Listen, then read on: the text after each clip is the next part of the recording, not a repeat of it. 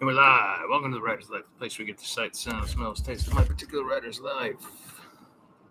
And where you get really cool story bundles.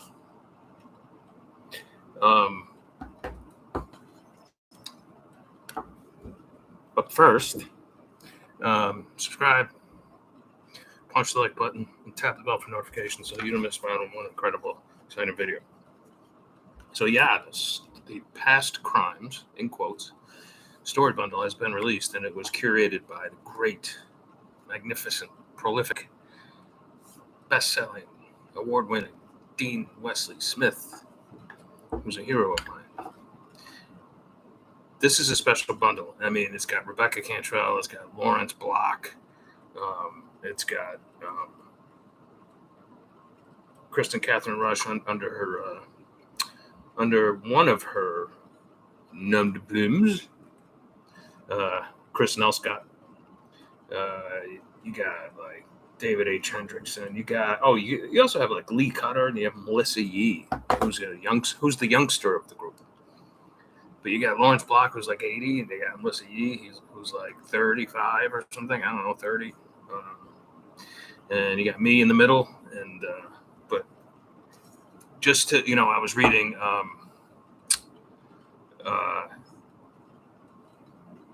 Dean's recent blog post about this process he went through to put this thing together, and like I can't tell you how special it is and how special it makes me feel. And he's like, these are the very best mystery and thriller writers out there today, and every one of us has won major awards and hit the bestseller lists and have a ton of work out there. And what's also interesting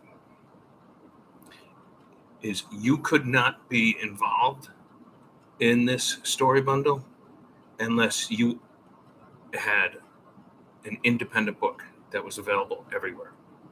Like, in other words, we all own the IP to all of these books that are included in this bundle. If I were to have handed him one of my traditionally published books, he would have said, "Sorry, I can't do it." That's how important it is to be at the very least, a hybrid author today. You really, really, really need to stress that independent side of your business, because that's how fast things are moving away from the traditional side. Traditional's going down the toilet real fast.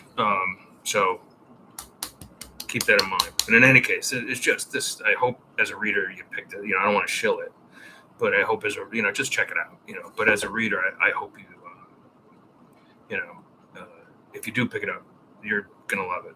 Your brow's gonna sweat, and your pulse is gonna go nuts, and you're just gonna want to like drink some beers and read this all weekend. So, in any case, it's so proud to be a part of it, and I wanted you to know. I wanted you to come with on the adventure.